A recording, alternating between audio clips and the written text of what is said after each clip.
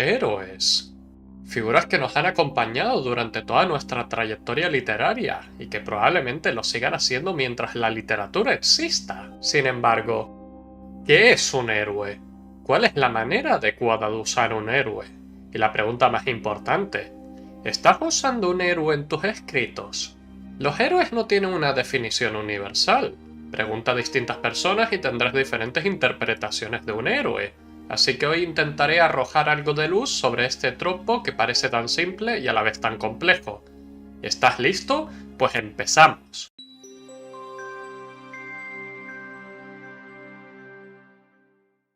Si eres un recurrente del canal, entonces sabrás que no es la primera vez que hablamos de héroes.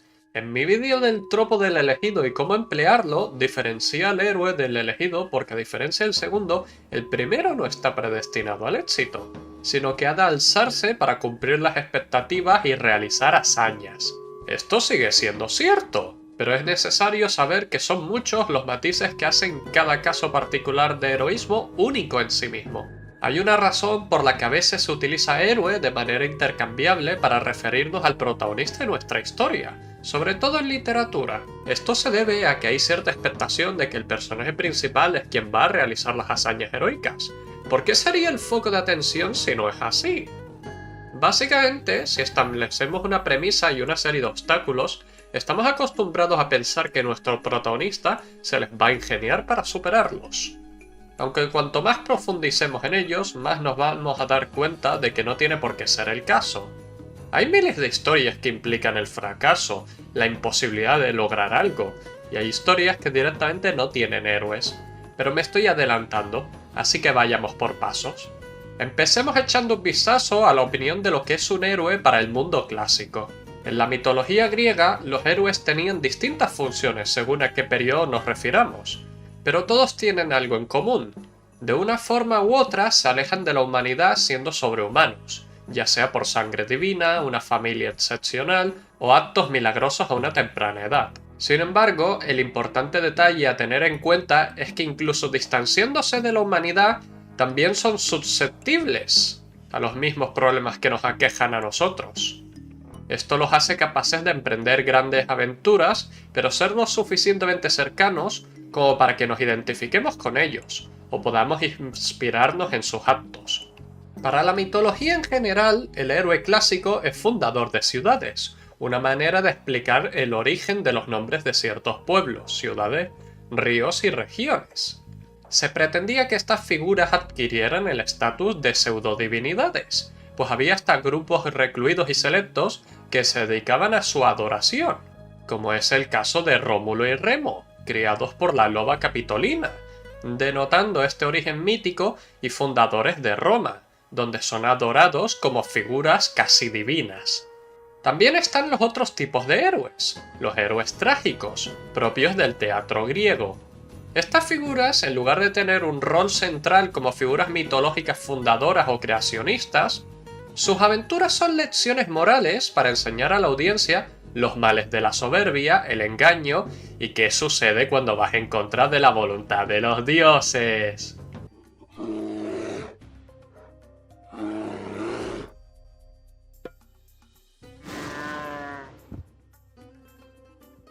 Casos como este sería la historia de Sísifo, condenado como castigo a empujar una piedra cada día cuesta arriba solo para que ésta caiga cada mañana.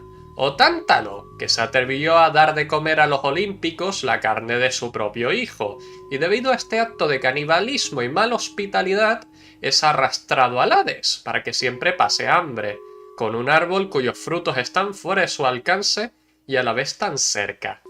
Como podemos ver, la mayoría de estos casos, los protagonistas tienen algún tipo de característica o manera de conectarlos con una deidad. Aunque en la antigua Grecia ser un semidios es tan común como tener los ojos azules. ¡Gracias, Poseidón, Zeus y Afrodita! Sin embargo, eventualmente abandonaremos este aspecto clásico y entraremos en la etapa medieval con los cantares de gesta y un nuevo tipo de héroe. El héroe medieval o caballero bebe de las características de las tradiciones anteriores, pero expande sobre estas. En lugar de tener un carácter divino o de semidios, el caballero es una figura excepcional que emprende una aventura en busca de gloria, o recuperar el honor perdido. Se sigue manteniendo la premisa de que de una forma u otra el héroe está en un nivel por encima de la gente común, pero ahora encarna un rol como representante de los ideales y valores de una cultura específica. El viaje del héroe ya no es una sucesión de eventos hasta la trágica conclusión del héroe, sino que es una serie de obstáculos que pongan en duda o contradigan los ideales que representa y deba de superar. El caballero medieval representa las características e ideales del colectivo, personificando las cualidades que se dan como virtuosas para la cultura. Ejemplos de estos serían los caballeros de la mesa redonda y el propio rey Arturo. Cada uno de los caballeros encarna las cualidades que el autor considera las más importantes y representativas, ya sea el concepto del amor cortés, que se popularizó en la literatura medieval, la lealtad, el honor, y básicamente ser un digno monarca que lidere a su pueblo de manera justa. También lo podemos ver en la literatura francesa, con los 12 pares de Francia y su contraposición a la invasión sarracena, dignificando las cualidades de estabilidad y de unidad en contra de un enemigo. También se le da bastante importancia a caracterizar a los oponentes que el héroe enfrentará. Usualmente los monstruos y criaturas que el héroe clásico enfrenta no son más que obstáculos que ha de superar, entidades puestas para glorificar la victoria del protagonista cuando ésta acabe con ellos, con o sin intervención divina. Llegando a esta nueva etapa, es común ver cómo los monstruos pasan de ser meros obstáculos, y por ende, sin agencia o voluntad, a antagonizar abiertamente a los héroes. Cuando Heracles se enfrentó al león de Nemea o a la Hidra, estas demostraciones de fuerza no fueron más que victorias que denotaban las características intrínsecas del héroe.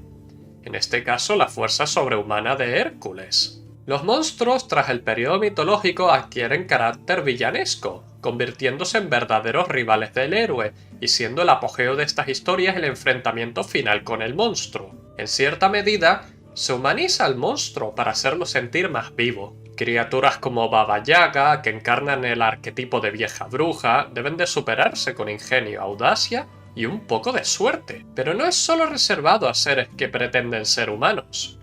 En la leyenda de San Jorge, el rapto de la princesa comienza cuando el dragón que lleva acosando a un pueblo se cansa de las ofrendas de ovejas y empieza a pedir sacrificios humanos. Y es la aparición de San Jorge a lomos de un caballo blanco que soluciona la situación acabando con el dragón. Y técnicamente esta historia se podría considerar una adaptación de la historia de Andrómeda, la princesa rescatada por Perseo, del monstruo al que su pueblo pretende sacrificarla. No obstante, las características simbólicas de la leyenda de San Jorge lo hacen una clara alegoría de los valores cristianos, concluyendo con la conversión del pueblo del paganismo al cristianismo. Y supongo que porque el tropo de princesas secuestradas por temibles dragones y caballeros que las rescatan les encantó tanto a nuestros antepasados que 1000 años después seguimos usando la misma estructura. Sí, te estoy mirando a ti en específico, Mario. Bowser parece sospechosamente la tarasca de la leyenda de Santa Marta. Esta evolución de la figura del héroe es un reflejo del progreso y avance de la humanidad. Cuando el mundo era desconocido, necesitábamos maneras de explicar aquello que nos rodeaba, con la historia mitológica de la fundación de ciudades, el por qué se celebran ciertos festejos, o hasta la razón por la que se hace algo de cierta manera. Con el periodo medieval, el mundo ya no es tan desconocido, gracias en parte al legado del Imperio Romano, que nos otorgó los fundamentos para elaborar los mapas del mundo conocido. Así que el interés del colectivo es reafirmar las cualidades que un mismo pueblo posee, y de esta manera intentar unificar bajo una misma cultura a todos los habitantes comunes. Es por esto mismo que cuando los historiadores del pasado, ordenados por los señores feudales o las autoridades de aquel entonces, intentaron unificar la cultura de múltiples regiones, lo hacían mediante escritos de pasados míticos, o figuras de los que los habitantes actuales eran descendientes. Un caso sería el Lebor Gabála Eren, también conocido como el Libro de las Invasiones de Irlanda, un manuscrito pseudohistórico que revela un pasado mítico que anota a todos los habitantes de Irlanda con la intención de crear una narrativa que permitiera al cristianismo asentarse y consolidarse con el pasado pagano de Irlanda. Entonces tenemos que las figuras heroicas sirven tanto como mitos creacionistas como figuras unificadoras y representativas de las virtudes de un pueblo. Pero estos no son todos los tipos de héroes que existen, ¿verdad?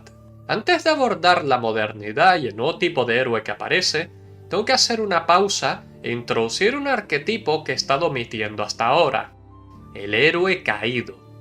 El tema de los héroes caídos resulta fascinante. No porque sintamos una fascinación acerca del sufrimiento ajeno para llenar un vacío existencial que valide nuestra condición. No sé por qué pensarías así, pero porque su hazaña, o es más bien, su legado, es el fracaso de lo que ha intentado lograr. Son múltiples las facetas que un héroe caído puede adoptar en una historia, desde aliados hasta antagonistas. Es común que, por ejemplo, la figura del mentor sea una extensión del héroe caído, es decir, que se convierte en una figura que enseña a nuestro héroe basado en la experiencia propia, para que triunfe donde éste fracasó. Esta es la tarea de Obi-Wan Kenobi. En la trilogía original de Star Wars, el rol que desempeña el viejo Jedi es el del mentor de Luke Skywalker, para entrenarlo y que éste sea capaz de detener a Darth Vader y el Emperador. Pero con las precuelas, recontextualizamos su figura a la de un héroe caído. El objetivo final de todos los Jedis es restaurar el balance a la fuerza, pero Obi-Wan, sin saberlo, traería más desbalance a la misma debido a que su primer pupilo, Anakin Skywalker, terminaría descendiendo por el camino de los Sith, traicionando a los Jedi y a su propio maestro. Esto hace que Obi-Wan haya fracasado como mentor, y también como héroe, pues no es capaz de dar el golpe final y acabar con Anakin, a quien quiere como un hermano, abandonándolo a su suerte y permitiendo que sobreviviera. Esto obligará al maestro Jedi a reconsiderar su forma de adiestrar a la futura generación, y para cuando es el turno de Luke, Obi-Wan lo entrena para que consiga lo que él nunca logró: restablecer el balance verdaderamente. Esto hace que la victoria se sienta compartida, porque no solo el héroe está ganando para sí mismo, sino por los que vinieron antes que él. Al mismo tiempo, la figura del héroe caído también sirve como advertencia, o hasta como obstáculo que el héroe ha de enfrentar para alcanzar el triunfo. Y la verdad es que resulta una brillante manera de sentar las bases de la escena y aumentar la tensión, porque no solo significa que este camino ya ha sido recorrido con anterioridad, sino que es lo suficientemente complicado como para que otros hayan fracasado.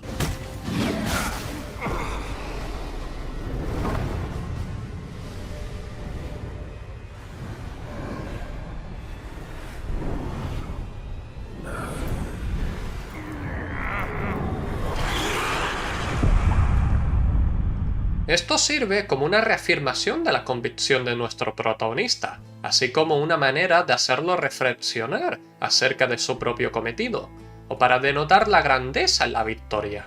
Volviendo a la historia de San Jorge, no tendría el mismo impacto si los aldeanos pudieran enfrentar al dragón a que tengan que recurrir al propio San Jorge porque todos han fracasado al intentar apaciguar y repeler a la bestia. Sin la posibilidad del fracaso, una victoria no tiene tanto impacto. Es por esto mismo que he preferido daros esta breve explicación antes de proseguir, porque ahora nos enfrentamos a un nuevo tipo de héroe, el héroe realista o histórico. El período renacentista, romántico y modernista se separa del resto por los valores que buscan sus héroes, pues el interés ya no está en las figuras mitológicas y divinas, o en estas personificaciones de los valores de una cultura. Para el periodo que vino después, lo importante era el ser humano, el individuo y la capacidad para lograr grandes cosas. Seguramente seas capaz de nombrar alguna figura histórica que perfectamente podría categorizar como un héroe, como lo es Juana de Arco, William Wallace, el Cid Campeador, Simo Haija, entre tantos otros. Todos ellos individuos excepcionales que tienen en común que fueron personas normales que lograron mediante sus actos dejar un impacto en el mundo.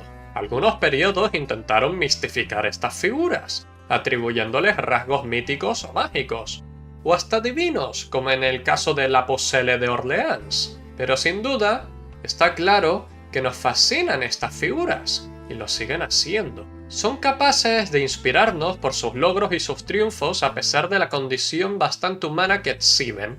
El mundo ya no tiene lugares desconocidos, y ya no hay bestias legendarias o míticas que enfrentar, o reliquias perdidas que recuperar. Entonces lo que queda es lo que haces en el mundo, el impacto que dejarás en él, tu marca, el legado. Esto es lo que hace infinitamente relevantes a los héroes históricos, porque sus acciones de una forma u otra han tenido un impacto real en nuestra vida, y puedo entender por qué nuestros antepasados también fueron cautivados por sus historias, al punto de traerlos a la literatura moderna bajo múltiples obras y rendiciones. Recordemos que el tropo del héroe se centra en las virtudes de este, y en sus hazañas más que en sus defectos.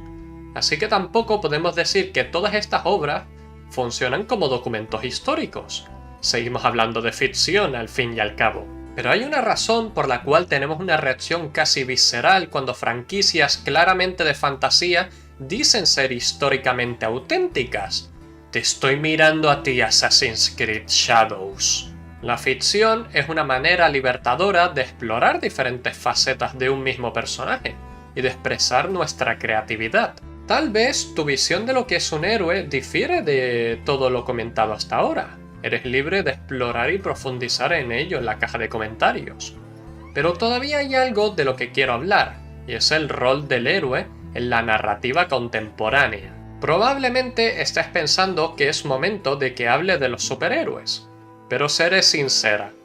La categoría de superhéroes me parece una reinterpretación del héroe mitológico. Tu combate promedio de superhéroes no es distinto a cuando dos semidioses luchan. Al menos si nos vamos a la mitología hindú. Ahí sí que tienes combates que dejaría a Dragon Ball para el arrastre.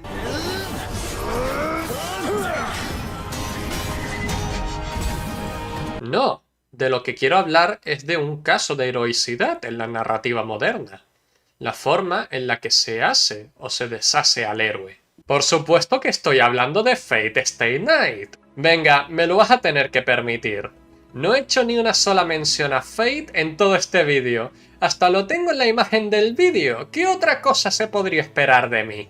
De lo que quiero hablar es de la novela visual original, y el cómo, con una misma premisa y una misma base, podemos llegar a tres conclusiones totalmente distintas que siguen en línea con la definición de héroe que he estado usando hasta ahora.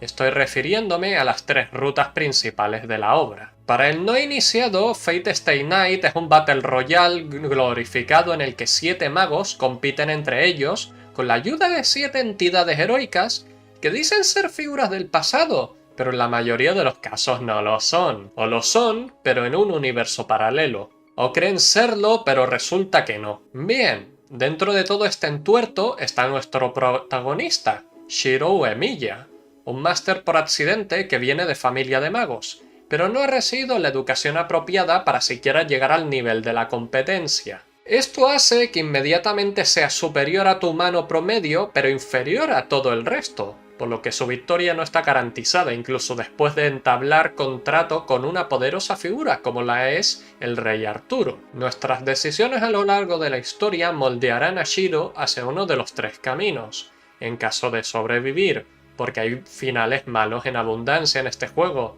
y en cada una de las 3 rutas tendremos una definición distinta de lo que significa heroísmo para Shiro. Este muchacho empieza queriendo convertirse en un héroe, debido a que fue víctima de una tragedia en la que fue el único superviviente, así que quiere seguir los pasos de su padre adoptivo, quien lo rescató, y salvar a cuanta gente le sea posible.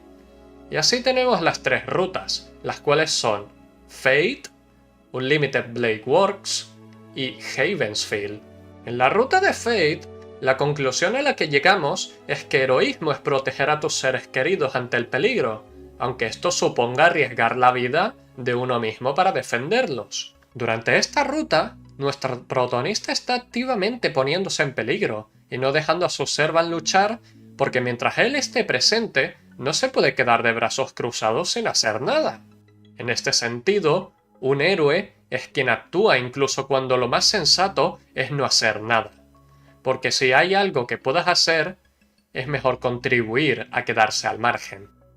En Unlimited Blade Works, a lo que se aferra Shiro es a unos ideales de justicia que lo llevarán a confrontar a la mayoría de los Servants y hasta la encarnación de la propia justicia a la que aspira a convertirse. Y es el perseverar contra todo pronóstico lo que demuestra la verdadera heroicidad que representa esta ruta. El ser capaz de aspirar y defender unos ideales que pueden inspirar a otros, a pesar del riesgo o la posibilidad de fracaso muy real, dadas las circunstancias de la guerra.